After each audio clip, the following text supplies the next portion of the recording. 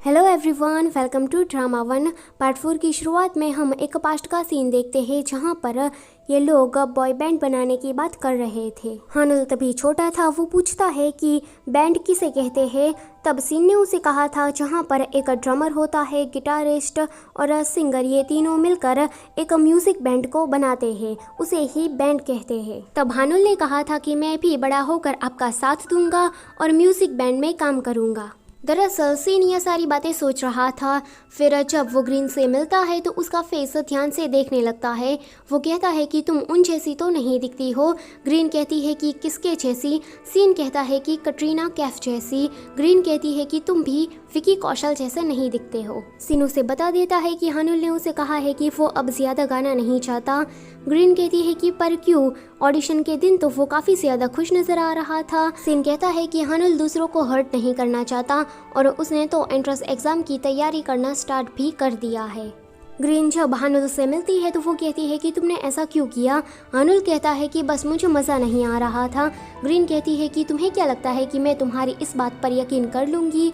तुम हमेशा ही पेरेंट्स के साथ इसके लिए झगड़ते रहते थे और आज तुम कह रहे हो कि तुम्हें मज़ा नहीं आ रहा। हानुल उसे साफ साफ शब्दों में कह देता है कि उसे अब म्यूजिक नहीं बनाना है। काइली सीन से पूछता है कि तुम अभी कहाँ हो, तो सीन कहता है कि मैं अभी बुसान में हूँ और तुम्हारे लिए एक खुशखबरी है। हानुल बैंड से रिजाइन कर रहा है और वो भी हमेशा के लिए। काइली कहता है कि क्या, पर क्यों? तुम वहीं रुकना, मैं अभी बुसान में आ रहा हूँ। वो देखता है कि उसके पास तो उतने पैसे ही नहीं है, तो वो अपने दोस्त से पैसे उधार मांगने लगता है, पर उसका दोस्त भी मना कर देता है। चानही कहता है कि मुझे हानुल की याद आ रही है, वो इस काइली से तो अच्छा ही था। काइली चानही को देखकर मुंह बिगाड़ता है तो ये दोनों भी उसे चिढ़ाते हैं। काइली उन दोनों को आंखें दिखाकर कहता है कि जैसा बाप वैसा बेटा। हानुल अभी रेफोमेंट्री में था। ये दोनों वहाँ पर आ जाते हैं। वो गार्ड से कहते हैं कि हमें हानुल से मिलना है, पर वो गार्ड कहता है कि हानुल अभी किसी से भी मिलना नहीं चाहता। ये दोनों फिर भी नहीं जा रहे थे, तो वो गार्ड हानुल के पास जाता है और कहता है कि ये लोग नहीं जा रहे तो क्यों ना तुम उसे एक बार मिल लो। हानुल कहता है कि उन्हें कह दो कि मैं मर गया हूँ। गार्ड आकर बाहर कहता है कि वो किसी से भी नहीं मिलना चाहता, तो आप लोग यहाँ से चले जाओ। बाद में ये दोनों ग्रीन के पास होते हैं। काइली के पास तो पैसे नहीं थे। सीन भी जल्दी जल्दी में पैसे लाना भूल गया था। ये दोनों किसी सस्ते होटल में रुकने की सोचते हैं, पर उन दोनों के पास तो इतने पैसे भी नहीं थे। काइली ग्रीन से कहता है कि मैं क्या तुम्हारे घर पर रुक सकता हूँ। सीन उसे मारता है कि उसे परेशान करना बंद कर दो। ग्रीन कहती है कि ठीक है। सीन कहता है कि सच में हम तुम्हारे यहाँ रुक सकते हैं। वो दोनों तो उसे थैंक यू कहने लगते हैं, पर जब वो लोग उसके घर जाते हैं तो ये नज़ारा देखकर उन दोनों का ही मूड बिगड़ जाता है। सीन कहता है कि तुम कहीं और जाकर नहीं सो सकते। देखो, मैं एक आदमी के साथ नहीं सो सकता। ग्रीन वहाँ पर आती है तो काइली कहता है कि फिर तुम उसके रूम में सो जाना। सीन ग्रीन को समझाने लगता है कि देखो, तुम्हें कोई गलतफहमी हो गई है। काइली कहता है कि तुम दोनों इतना शर्मा क्यों रहे हो। सीन उसे मारता है। बाद में ये लोग सो रहे थे, जहाँ काइली तो घोड़े बेचकर सो रहा था। सीन को नींद नहीं आ रही थी, इसलिए वो बाहर जाता है। ग्रीन भी ताज़ी हवा लेने के लिए बाहर जब आती है तो वो सीन को देखकर उसे कहती है कि तुमने कहा था कि तुम हानुल को बेस्ट सिंगर बनाओगे, तो तुम उसके साथ कोई स्कैम मत करना। सीन ग्रीन को पकड़कर कहता है कि मैं एक स्कैमर ही हूँ। ग्रीन उसे दूर होने का ट्राई करती है। सीन उसे कहता है कि हाँ, ये बात सच है कि पहले मैं एक स्कैमर था, पर अब मैं नहीं हूँ। हानुल की वजह से मैं थोड़ा बदल गया हूँ। मैं उसे सच में सिंगर बनाना चाहता हूँ, तो अब मैं कोई स्कैमर नहीं रहा। अगले दिन काइली अपने सॉक्स की स्मेल सूंघ रहा था। ग्रीन उसे खाने के लिए बुलाती है तो वो जल्दी से भाग जाता है और खाना भी जल्दी जल्दी खा रहा था। जाते टाइम ग्रीन सीन से कह देती है कि जब वो केटॉप में गई थी तो उसे जियंग से मिलना था, क्योंकि जियंग ने ही हानुल पर ये आरोप लगाया था। वही एक हानुल पर से आरोप हटा सकती है। सीन कहता है कि माफ़ करना, पहले मुझे थोड़ी गलतफहमी हो गई थी। ग्रीन सीन को पूरी स्टोरी बताते हुए कहती है कि हानुल और जियंग दोस्त थे और एक ही स्कूल में पढ़ाई किया करते थे। जियंग को यकीन था कि वो एक दिन गर्ल ग्रुप में जाकर ही रहेंगी, इसीलिए वो हमेशा डांस प्रैक्टिस किया करती थी। जियंग ने हानुल से कहा था कि उसके सपने बहुत ही बड़े हैं। वो केटॉप में जाएंगी और जैक्सन के साथ घूमेंगी फिरेंगी। हानुल ने तब कहा था कि तुम तो हमेशा ही ऑडिशन में फेल हो जाती हो, तो फिर तुम ये कैसे करोगी। जियंग गुस्सा होकर कहती है कि पहली बार ऑडिशन में तो सब फेल होते हैं, पर तुम देख लेना, मैं टीवी पर आऊंगी और तुम घर बैठे बैठे मुझे वहीं से ही देखोगे। इस जगह पर ये लोग हमेशा ही सिंगिंग और डांसिंग की प्रैक्टिस करने के लिए आते थे। हानुल अपना MP3 प्लेयर भूल गया था, तो जब वो लेने के लिए जाता है तो वो देखता है कि जियंग के साथ कोई ज़बरदस्ती करने की ट्राई कर रहा है। वो उसे दूर करने के लिए जब जाता है तो पीछे से कोई उसके ऊपर हमला कर देता है। वो बेहोश हो जाता है और जब वो उठता है तो उस पर आरोप लग चुका था कि उसने जियंग के साथ ज़बरदस्ती करने की ट्राई की है। ग्रीन सीन से कहती है कि मैं डायरेक्टर जूहान से जब मिली थी तो मैंने उनसे कहा था कि अगर आपको जियंग के बारे में कुछ भी पता हो तो वो उसे बताए, क्योंकि जियंग ही एकलौती है जिसे पता है कि उस दिन क्या हुआ था। सिन तो समझ जाता है कि ग्रीन कितनी भोली है।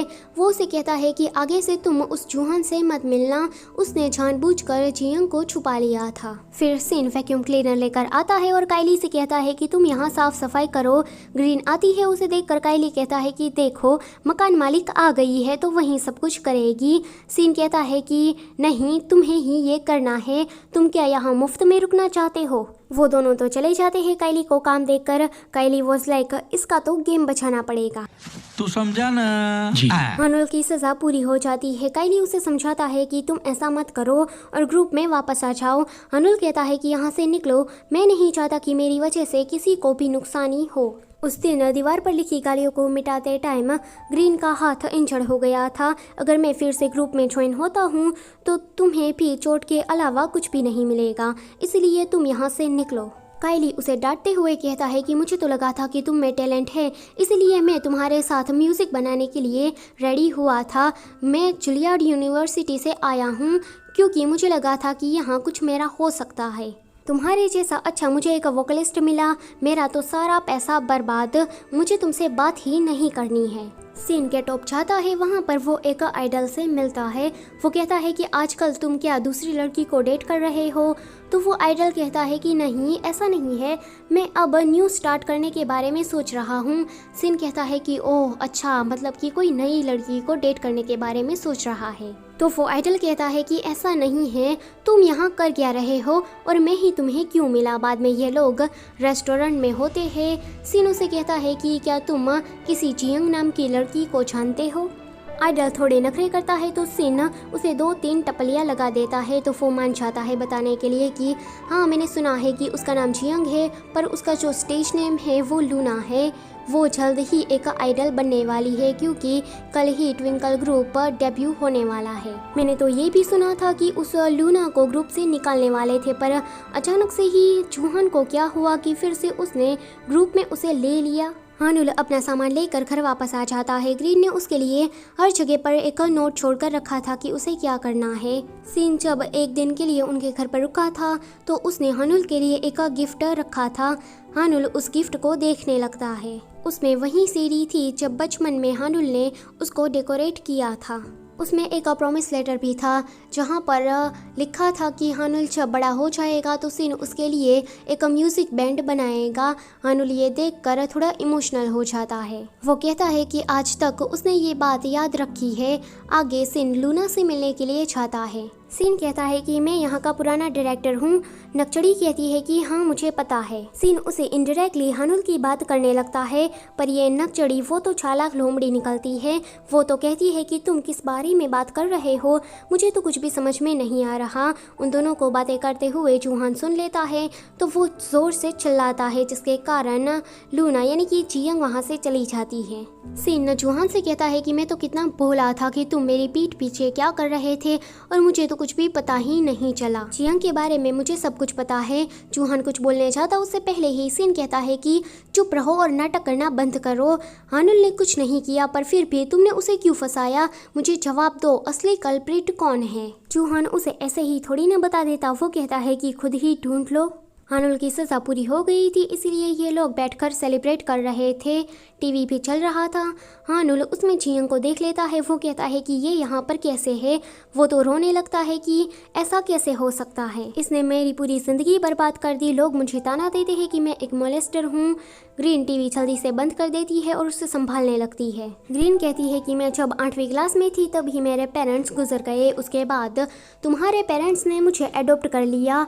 मैं ये तुम्हारे लिए करना करना चाहती हूँ। मैंने कॉलेज छोड़ दिया और पार्ट टाइम जॉब करने लगी क्योंकि मैं चाहती हूँ कि तुम अपने सपने पूरे करो। तुम ऐसे हार नहीं मान सकते। हानुल फिर भी रो रहा था तो ग्रीन कहती है कि मैं यहाँ से चली जाती हूँ। हानुल उसे रोकता है कि मत जाओ, मैं रेडी हूँ, कल हम लोग सोल जाएंगे। सीईओ ली जोंग-सूक किसी फेमस गर्ल ग्रुप का नाम लेकर कहता है कि ये लोग अभी नया एल्बम रिलीज करने वाले हैं तो उसका जो मेन गाना है वो उस नकचड़ी जियंग को गाने दो। जोहन कहता है कि पर क्यों, वो लोग इसके लिए 3 साल से मेहनत कर रहे हैं, अचानक से ही हम उस जियंग को ये गाने क्यों दे। पर सीईओ ली कहता है कि मैं जैसा कहता हूँ वैसा ही करो, वरना अगर जियंग ने अपना मुंह खोला तो हम दोनों ही बर्बाद हो जाएंगे। हानुल आज भी बिल्डिंग के ऊपर खड़ा था पर आज वो मरने नहीं वाला था।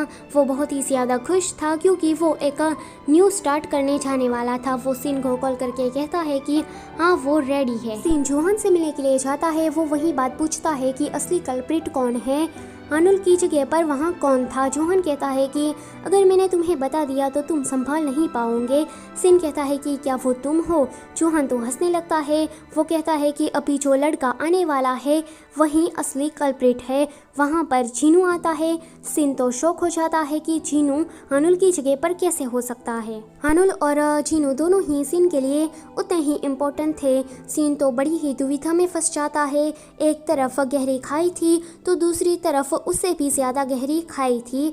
उसे पता नहीं चलता कि वो किस तरफ जाए। एपिसोड नंबर 4 होता है यहीं पर ही खत्म। अगर वीडियो अच्छी लगी है तो उसे लाइक करना मत भूलना एंड चैनल पर पहली बार आए हो तो उसे सब्सक्राइब भी कर देना। कमेंट करना मत भूलना। Thanks for watching.